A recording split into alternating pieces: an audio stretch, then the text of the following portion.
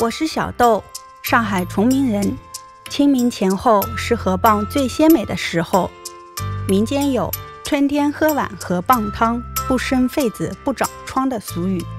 今天就用它来烧个河蚌炖豆腐。首先来清洗河蚌，河蚌的粘液带有一些泥腥味，可以用食盐揉搓几遍，再用清水漂洗。蚌肉本身比较细嫩，一不留意就会煮过头，口感太硬。可以先将腐竹部位用擀面杖或者刀背轻轻敲软，这样肉质就不会变老，老人小孩也可以咬得动。然后就可以焯水了，蚌肉放入沸水中，加料酒汆烫5分钟左右，捞出来过凉。洗净沥干后切成小块。这道菜还需要用到提前切块泡水的嫩豆腐、切断的青蒜苗和姜片。热锅起油，下姜片煸香，倒入蚌肉略微煸炒，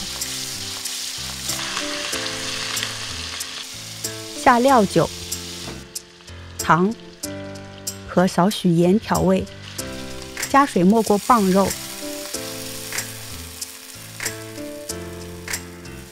盖上盖，接着转小火焖20分钟左右，然后转大火下豆腐，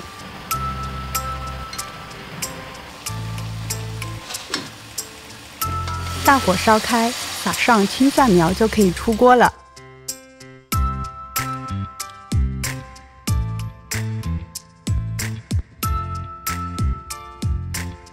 要完整的取出河蚌有一些技巧，先用一只手将河蚌固定住，蚌口一侧朝上，让另一只手呢要握住小刀，从河蚌的出水口深入1/3左右，紧贴着蚌壳刮断它两边的闭壳肌，这样可以把那个河蚌肉完整的取出来。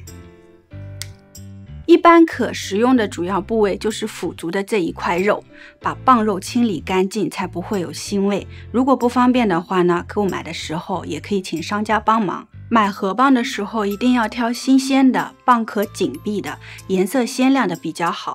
那中等大小就是3两到半斤左右的肉质呢，是相对来说比较好的。有条件的话，把买回来的河蚌放入净水中养2到3天左右，然后等它的那个泥沙吐干净了再烹饪。我个人喜欢嫩豆腐多一些，提前切块泡水可以去除豆腥味。如果用老豆腐的话，需要多炖一会儿。河蚌的吃法有很多，它除了和豆腐、咸肉、草头等食材一起烧汤，河蚌也适合用来爆炒、红烧这样的菜肴。